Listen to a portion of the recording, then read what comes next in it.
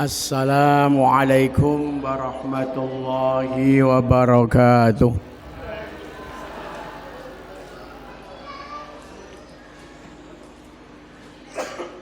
A'udzu billahi minasy syaithanir rajim. Bismillahirrahmanirrahim. Alhamdulillahilladzi arsala rasulahu basyiran wa nadhira wa da'iyan ila Allahi bi'idnihi wa sirajan munira. Asyhadu an la ilaha illallah wahdahu la syarika lah wa asyhadu anna Muhammadan abduhu wa rasuluh. Allahumma salli ala Muhammadin wa ala alihi wa sahbihi ajma'in. Amma ba'du, faqad qala Allah ta'ala fi kitabihil mubin wa huwa asdaqul qailin. A'udzu billahi minasy syaithanir rajim.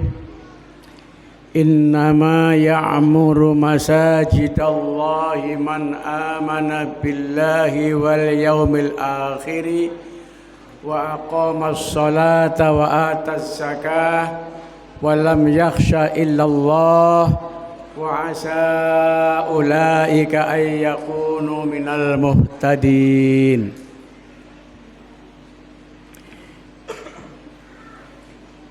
Takmir Masjid Iqra beserta segenap Dewan Kemakmuran yang saya hormati, pimpinan cabang Muhammadiyah Bulakamba beserta Ordom Aisyah, Nasihatul Aisyah, Pemuda Muhammadiyah, dan juga pimpinan ranting serta simpatisan yang saya sayangi, anak-anak yang nanti insya Allah dalam waktu tidak lama lagi akan segera dikhitan. Bapak-bapak dan ibu-ibu, hadirin hadirat hadani Allah wa iyyakum.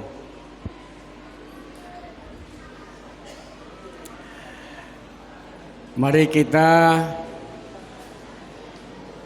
senantiasa memanjatkan puji dan syukur kehadirat Allah Subhanahu wa Ta'ala, karena pada pagi hari ini kita bersama-sama kumpul di rumah Allah,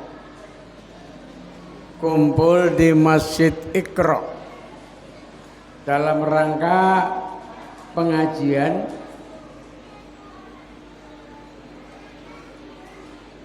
yaitu Tabligh Festival Lentera Iqra yang mengambil tema masjid sebagai sarana pencetak generasi Islami yang berkemajuan. Ibu, bapak, para sepuh, bini sepuh, singkat kemawon saya badai menjelaskan tentang dahsyatnya pahala orang yang memakmurkan masjid. Lalu apa korelasinya dengan khitanan? Nah, apa korelasinya kok takmir masjid melu cawe-cawe membantu masyarakat mengkhitankan putra-putra bapak dan ibu yang masuk dalam golongan kaum du'afa. Hadirin, ada hadis yang memberikan informasi kepada kita tentang dahsyatnya orang yang memakmurkan masjid.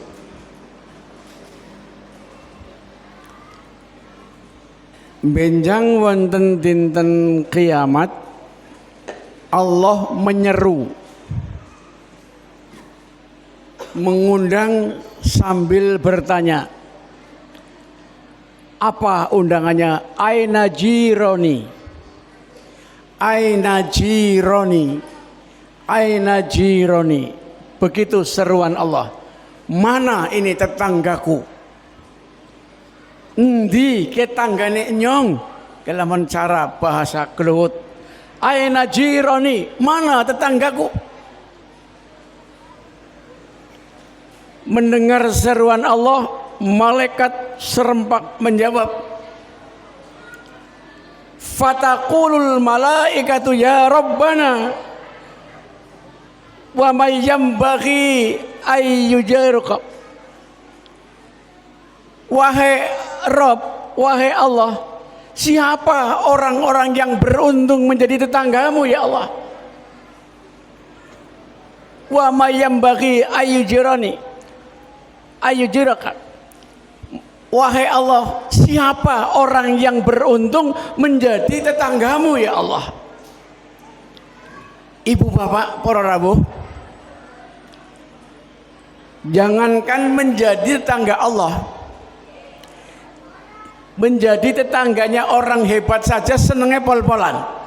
Gini apa ten? Sampean umai ngendi? Yang umai nang kana tanggane Kaji Harun. Wah, misalnya kayak niku nggih. Niku mawon wis nembe dadi tanggane wis wah, pol-polan. Ada kebanggaan tersendiri menjadi tetangga orang terkenal. Lah ini Allah menyeru siapa orang yang dimaksud tetangga itu?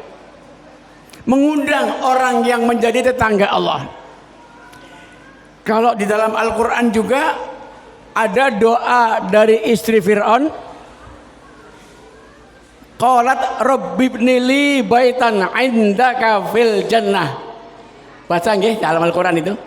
Istrinya Fir'aun meminta kepada Allah, berdoa, ya Allah, bangunkan aku rumah di sisimu di dalam surga ya Allah. Coba bayangkan, itu ayat Al-Quran itu. Qalat rabbibnili baitan indaka fil jannah. Ya Allah, bangunkan rumah untukku menjadi tetanggamu di dalam surga. Bondo, coba kayak apa? Itu doanya istri Fir'aun. Ibu, bapak hadirin hadani Allah wa iyyakum.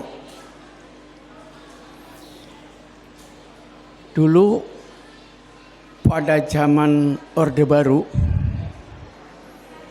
ketika Pak Harto pidato di acara pembukaan Muktamar Muhammadiyah di Aceh, beliau dengan bangganya mengatakan, saya adalah bibit Muhammadiyah yang ditanam di bumi Indonesia. Pak Harto itu, beliau kan lulusan SMP Muhammadiyah. Dengan bangga, saya adalah bibit Muhammadiyah yang ditanam di bumi Indonesia. Karena yang mengucapkan presiden, gemanya sampai ke bawah. Yang kemarin-kemarin banyak orang yang membenci Muhammadiyah, pejabat-pejabat yang menyebut Muhammadiyah saja susah sekali.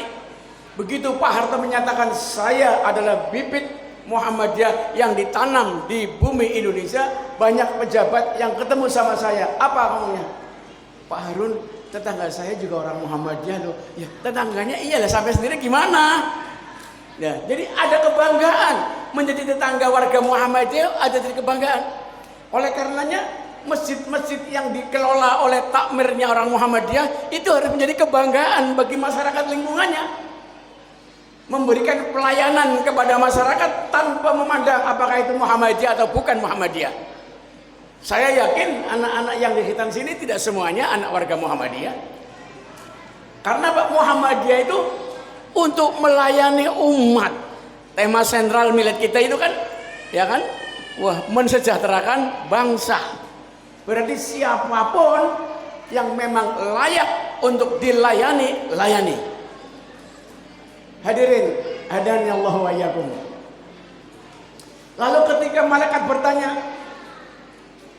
wa may yambaghi ayu jawirok, ya Allah, siapa orang yang beruntung diundang menjadi tetanggamu ya Allah? Apa jawaban Allah? Fayaqulu aina jironi, siapa orang-orang yang dimaksud tetanggaku? Yaitu ummaratul masajid. Yang menjadi tetanggaku ialah orang yang di dunianya rajin memakmurkan masjid. Rajin memakmurkan masjid. Lalu apa cirinya masjid ini makmur? Ayat tadi yang saya baca, surat At-Taubah ayat 18 kan?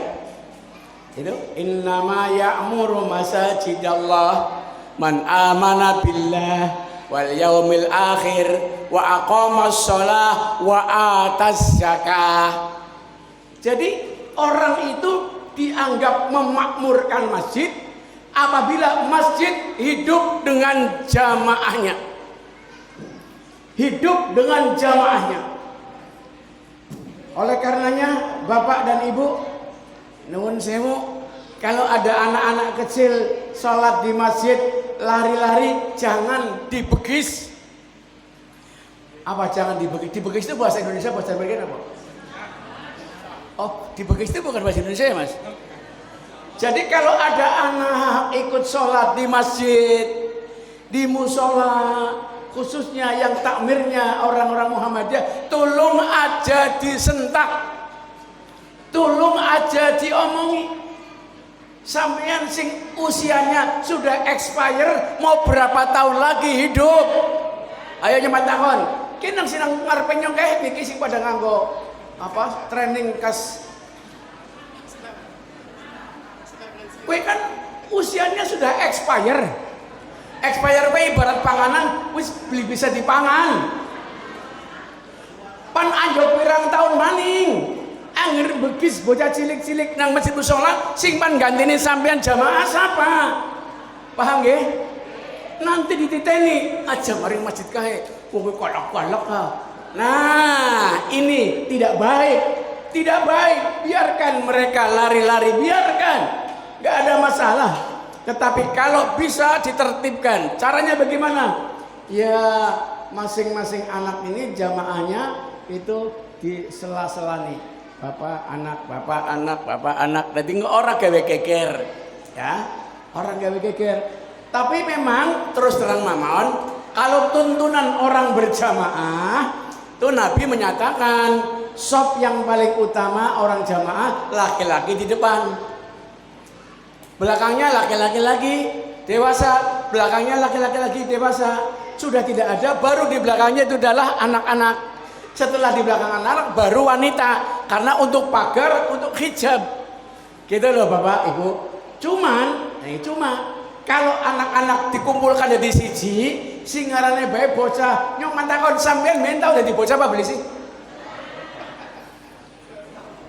Ayo, kayak Mas Dalang kayak usianya karena nyong ser-ser, ya tuan nyong sacuwil lah ya. Tahu cilik kemien, agar disentak pasti diteni. Ngurus kok, galak-galak ada sebagian anak. Padahal anak-anak ini akan kita butuhkan saatnya bapak dan ibu sudah tidak mungkin bisa hadir di masjid untuk berjamaah. Terus nambatan. Ini yang dimaksud dengan berkemajuan, di antaranya itu, karena masjid itu nanti sebagai sentral, ya sentral ibadah, sentral pengkaderan umat. Nah di sini tempatnya. Bahkan kalau zaman Nabi masjid untuk strategi ngatur perang loh Pak. Iya. Sehingga ketika Nabi menyampaikan khutbah Jumat itu ala sautahu wa ahmaro ainahu. Nabi kalau khutbah Jumat itu keras suaranya dan wajahnya merah seperti panglima perang memberitahukan, di belakangmu itu musuh yang siap membunuhmu. Itu maknanya apa? Maknanya bahwa masjid ini bisa dan harus dijadikan sarana untuk keumatan secara universal. Nah, Allah memberikan janji orang yang di dunianya memakmurkan masjid itu akan menjadi tetangga Allah. Orang usah khawatir sampai ada potongan dari tetangganya Allah. Nah, takmir Masjid Iqra ini sudah ada potongan tangga jadi tetangganya Allah. Tinggal dilengkapi kalau jahitannya. Ya. Apa cirinya? Itu anak-anak yang layak untuk dikhitan. Orang dikhitan dok, tapi juga disangoni. Anak sangoni ya mas? Orang mau disangoni dok, tinggain pakaian. Ya. Syukur mereka anak-anak itu nanti kalau harus sekolah, ya bagaimana caranya diringankan biayanya. Syukur-syukur dibebaskan biayanya. Itu yang namanya Ummaratul Masajid. Jadi anak-anak yang dihitam nanti diharapkan jadi generasi yang nanti mengisi makmurnya masjid. Karena apa? Di samping aqamah shalah itu kan juga wa ataz zakah. Jadi lingkungan masjid harusnya menjadi orang-orang sasaran utama menerima zakat. Itu lingkungan masjid. Agar apa? Agar tidak ada lagi orang di lingkungan masjid beralasan tidak berjamaah, nyong lagi luru rezeki, nyong lagi nyambut gawe, aduh. Nah, itulah sebabnya orang yang sholat dan orang yang zakat itulah yang layak memakmurkan masjid. Sehingga kalau kemudian ada anak-anak di khitan, itu memang khitan tidak pakai biaya. Yang membiayai khitan berapapun besarnya, itulah bagian tiket untuk masuk ke dalam surga. Akan dicatat oleh Allah sebagai tetangga Allah Subhanahu wa taala. Paham nggih Bapak Ibu nggih? Jadi itu. Jadi ciri makmurnya masjid bukan menumpuknya kas masjid. Ada masjid kasnya 5 miliar. Ah, itu namanya bukan masjid. Itu namanya bank. Masjid itu nggak boleh menumpuk uang. Begitu ada uang, bagi kepada lingkungan yang membutuhkan. Di samping sarananya terpenuhi dulu masjid. Apa kebutuhannya? Perlu ada karpet, perlu ada AC, perlu ada yang lain-lain. Lalu bagaimana lingkungannya? Adakah orang-orang miskin di sekitar masjid? Ini yang namanya innama ya'muru masajidallahi man amana billah wal yaumil akhir wa aqamas shalah wa ataz zakah wa lam yakhsha illallah wa asa ulaika ayyakunu minal muhtadin. At-Taubat ayat 18. Jadi kalau panjenengan masih sehat kok diundang Allah tidak datang, oh rugi, karena di akhirat nanti tidak masuk golongan yang diundang Allah menjadi tetangga Allah Subhanahu wa taala. Insya Allah Mas Panitia, Mas Takmir Masjid, panjenengan mencurahkan tenaga dan pikirannya untuk menghimpun dana untuk membantu anak-anak kita. Itu bagian dari Ummaratul Masajid. Ammarul Masajid, orang-orang yang memakmurkan masjid. Jadi masjid itu dikatakan makmur kalau 5 waktunya jamaahnya tetap. Jangan hanya makmurnya masjid kalau cuman maghrib. Ya, makanya bocah cilik-cilik sholatnya kan mau maghrib dok. Domongi ya bubar. Lah iya kan isane boten, subuhe masih tidur misalnya. Apalagi duhur dan asar. Sekali datang di masjid dimarahi sama orang-orang tua. Wah, mohon maaf, jangan terjadi di masjid yang di bawah takmirnya warga persyarikatan kita. Kita doakan juga ini anak-anak yang mau dikhitan. Anak-anakku yang mau dikhitan mana ngacung? Ayo yang mau dikhitan ngacung. Anak-anak kita, yang mau dikhitan mana? Sing pan disunati mengko sapa? Ngacung. Ayo ngacung, mana ngacung? Ayo, kabeh ngacung. Sing pan disunati ngacung. Ngacung, ayo ngacung kabeh. ngacung. Bapak aja melo ngacung. Enggak, tangannya begini. Ayo begini. Semuanya berapa, Mas? 22. Ini yang mau dikhitan, yang pertama saya doakan besok menjadi orang-orang yang sukses. Mulanya ngacung, ayo ngacung. Nah, mikir kan lagi durung-durung ini ngacungnya angel ya. Nah, kesingpan padi sunat pada ngacung, moga-moga mengkot jadi anak yang sukses. Bisa jadi satu ketika entah 30 tahun yang akan datang ada di antara anak-anak ini yang jadi bupati Brebes, sing ngerti siapa? Siapa tahu 30-40 tahun yang akan datang yang di Khitan ini ada yang jadi pengusaha sukses. Oh, aminnya mantep kan? Orang didongani orang mantep jebule ya. Siapa tahu anak-anak yang sekarang mau di Khitan nanti 30-40 tahun yang akan datang menjadi donatur utama Masjid Iqra. Karena apa? Kelingan nyongwien sunat masal ning Masjid Iqra. Jangan lupa doakan para takmirnya. Ya Allah, semoga takmirnya diberikan kesehatan. Ya Allah, semoga takmirnya senantiasa istiqomah di dalam mengelola Masjid Iqra. Begitu. Tapi jangan lupa anak-anakku sekalian, kalian di Khitan berarti dikenalkan dengan syariat agama. Karena Khitan itu menghilangkan penutup najis. Anak-anak, Khitan itu adalah qat'ul khuluf. Jadi penutup khuluf, wong tua kan harus ngomong khuluf, ayo ya. Tahu krungu nggak nih?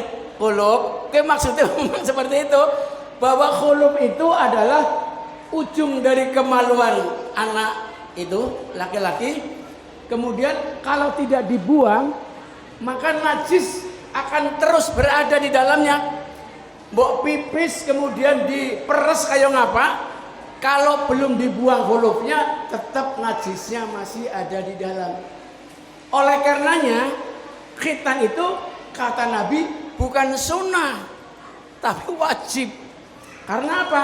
Karena khitan merupakan tanda keislaman seseorang. Yang pertama. Yang kedua, khitan itu hubungannya dengan sholat. Nuhun sewu nggih, Bapak, Ibu. Khitan itu hubungannya dengan sholat. Jadi khitan bukan adat, khitan itu syariat. Oh, kalau Nabi Ibrahim, ya, kalau Nabi Ibrahim itu digambarkan dalam beberapa tafsir Al-Quran. Kalau dalam ayatnya kan biasanya di surat An-Naml ya, di surat An-Nahl bukan An-Naml. Itu summa auhayna ilaika anittabi' millata Ibrahim hanifa wa ma kana minal musyrikin. Summa auhayna nuli ingsun maringi wahyu ilaika maring sliramu Muhammad anittabi' millata Ibrahim hanifa, supaya sliramu melu ajarannya Nabi Ibrahim. Gitu loh. Ibrahim itu bukan orang yang musyrik, bukan orang yang syirik. Di antara ajaran Nabi Ibrahim, satu di antaranya adalah khitan. Ikhtatana Ibrahimu Khalilur Rahman ba'dama atadhu alaihi samanuna sanatan fakhtatana bil qadum. Sawise Nabi Ibrahim dakwah pagi siang malam, mendakwai penguasa, mendakwai bapaknya sendiri dan lingkungannya, juga belum ada tanggapan dari mereka. Nabi Ibrahim masih diuji dengan khitan. Padahal waktu itu Nabi Ibrahim usianya samanuna sanatan. Nabi Ibrahim dikongkon sunat umurnya wis 80 tahun. Bu 80 tahun yo. 80 tahun Nabi Ibrahim baru disuruh khitan. Lalu Nabi Ibrahim protes. Ya Allah, selama ini engkau mengujiku dengan berbagai macam ujian. Aku tidak pernah mengeluh karena ujian adalah bentuk kasih sayangmu kepada hambamu. Nah, jadi ujian itu bentuk kasih sayang Bapak Ibu. Manusia yang mengaku beriman tidak akan lepas dari ujian. Ahasiban nas ayyutraku ayyaqulu amanna wa hum la yuftanun. Jangan sampai kamu mengira setelah mengucapkan beriman tanpa ujian. Gak bisa. Gak bisa. Ujian itu ada dua. Surat Al-Anbiya. Di surat Al-Anbiya ayat 35 itu ujian ada dua. Pertama, Allah mengawali ayat ini dengan kalimat yang panjenengan hafal. Kullu nafsin dha'iqatul maut walanabluukum bisyarri wal khairi fitnatan wa ilaina turja'un. Itu di surat Al-Anbiya ayat 35. Bahwa setiap yang berjiwa pasti akan mati. Dan ingat, manusia akan aku uji dengan ujian. Syar, sesuatu yang tidak menyenangkan. Al-khair, dan sesuatu yang menyenangkan. Nah, di situ penjelasannya fitnatan sebagai bentuk ujian. Wa ilaina turja'un, keduanya kembali kepadaku. Yang mengatakan ternyata syar dan khair itu turja'un, istirja. Sambian ngucap innalillah wa inna ilaihi raji'un niku kalimat istirja. Kowe nalikane sampean krungu ana kabar apa? Ora kene ngomong dewek ya. Masjid ngomaken Assalamualaikum warahmatullahi wabarakatuh. Innalillah wa inna ilaihi raji'un. Sampean pikirane pripun? Sapa kae sing mati nggih. Tapi nalikane ana pengumuman bahwa innalillah wa inna ilaihi rajiun, bahwa saya telah dipilih menjadi ketua RT,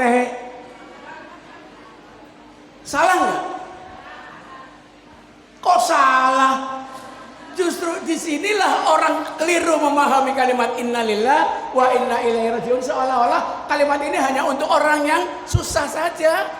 Pada Al-Quran surat Al-Anbiya ayat 35, walanabluukum bil syarri wal khairi fitnatan.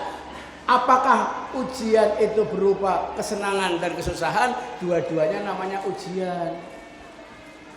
Makanya kan sahabat Abu Bakar ketika dipilih jadi presiden, ucapan yang pertama kan innalillah wa inna ilaihi. Orang mau alhamdulillah saya dipercaya menjadi presiden. Nanti panjenengan tak ajak tasyakuran nggih.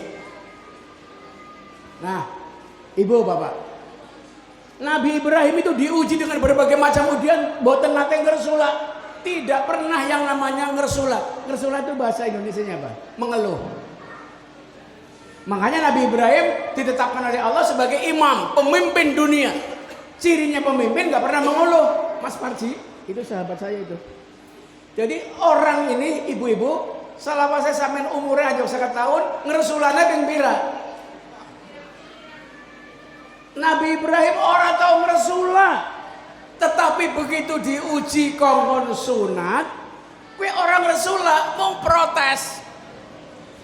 Ya Allah, Engkau mengujiku dengan berbagai macam ujian. Saya tidak mengeluh, saya lakukan dengan ikhlas ya Allah. Tapi mbok ujian liyane iki laka maning, bisane nyong kongkon sunat, nyong wis 80 tahun.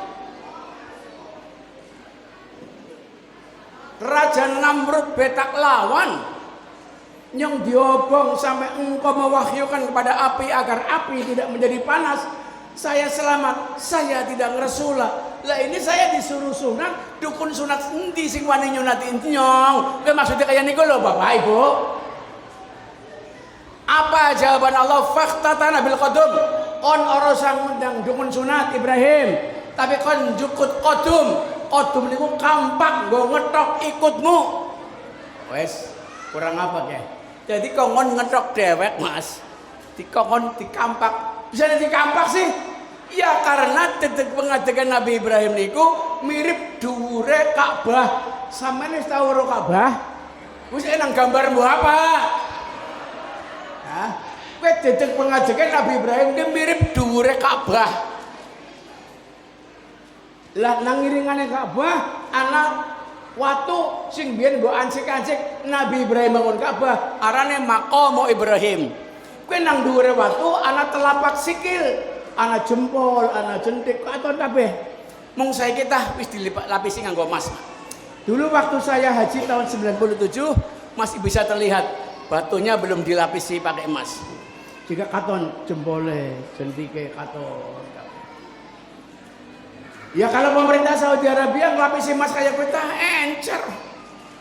Encer. Wong Masjid Madinah mawon lapisannya emas itu bukan kintalan, tontonan, Pak. Coba ning Masjid Iqra dilapisi nganggo emas. Oh, masa amanah belia zaman enggak emas ora ilang, sendal be. Pemerintah Saudi Arabia niku pemerintah kakean duit kekurangan uang. Ari pemerintah nyong kakean uang kekurangan. Nggih kaya niku. Ya sing terakhir nggih. Akhirnya Nabi Ibrahim niku kongkon sunat dewek. Karena apa? Memang waktu niku kodum kampak niku kalau orang sekarang silet pisau. Jadi angger kampak zaman kemian niku silet zaman saniki. Karena apa? Nyong geleng jempole sing ngecap neng watu niku. Itu besarnya 5 kali dari jempol orang Asia. Jadi angger jempole mawon gedene ping 5ne jempole wong Asia, sing dikampak niku ya samono maksude, paham? Paham lah mboten sampean iki? Nah, Nabi Ibrahim khitan. Anak-anak nanti dikhitan. Hubungannya dengan sholat. Hubungannya dengan sholat. Oleh karenanya di samping hubungannya dengan sholat, khitan juga akan merubah sifat anak-anak menuju ke fase remaja. Angger durung dikhitan, bapak ibu, bocah cilik niki durung duweni izin. Durung duweni izin, tangi turu maring ngarep paring lawang cur karo ngadeg. Ayo ke bapak-bapak sing tahu cilik ngomong meni oral. Ngomong meni ora. Waktu cilik durung sunat, pe ora duwe izin. Pipis ning ngarepe omah ya ora izin. Malah kadang-kadang waktu jalan raya durung nganggo aspal, pe padahal pipisnya malah kan nganggo. Ya. Tapi begitu wis dikhitan, pasti terhibuang rasa khuluk-khuluknya menjadi malu. Apa maknanya? Mempunyai pemikiran dewasa, izin, sehingga boten enten ana wong wis dikhitan pipis sat nggone tempat-tempat. Mulane nyong kadang-kadang sering bingung anger liwat ana supir nguyuhi ban. Nyong mikir kae durung sunat ya. Kowe senggane bane bisa ngomong, ban mobil Pak, mudun pipis mung nggo nguyuhi ban. Kowe senggane bane bisa ngomong, ngomong apa? Nrokcok raimu. Nyong ditumpaki nggo luru duit lah kadi. Dean durung sunat. Nah, anak-anak nanti setelah dikhitan rajin sholat ya nak ya. Rajin sholat. Ya, nanti jadi pemimpin yang tetap rajin sholat. Sesibuk apapun anak-anak tetap harus sholat, jangan tinggalkan sholat. Tetapi ada sesuatu yang sangat penting, bapak-bapak dan ibunya jangan lupa doakan anakmu yang dikhitan ini, karena doa bapak ibu sangat manjur untuk kesuksesan anak di masa yang akan datang. Paham gak bapak ibu? Selamat untuk anak-anak kita, selamat untuk takmir masjid yang telah memprakarsai terwujudnya ibadah-ibadah sosial semacam ini, dan percayakan kepada takmir masjid karena sudah terbukti amanah. Trust itu tidak gampang, membangun kepercayaan tidak gampang. Sekali orang dipercaya lalu khianat, salawase nggo titenan aja nang masjid kae dititipi pe ora anjuk ka. Masjid kae ngerti masjid kae? Ya masjid itu masjid kae, itu masjid. Iya itu masjid kae gitu ya. Ini trust, kepercayaan. Amanat itu bahasa Arabnya, bahasa umumnya adalah trust, kepercayaan.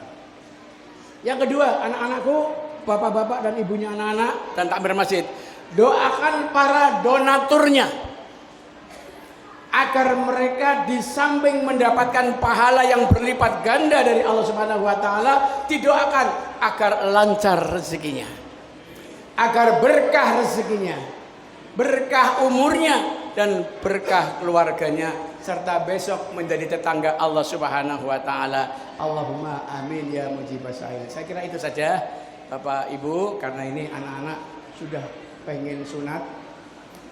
Kalau bapak-bapak udah nggak pengen sunat toh? Saya kira begitu. Terima kasih atas perhatiannya. Mohon maaf atas segala kurangannya. Mudah-mudahan semua anak-anak yang di hutan nanti anak yang soleh, anak yang senantiasa berbakti kepada Allah dan hormat kepada kedua orang tuanya. Ngaten nggih Bapak Ibu nggih.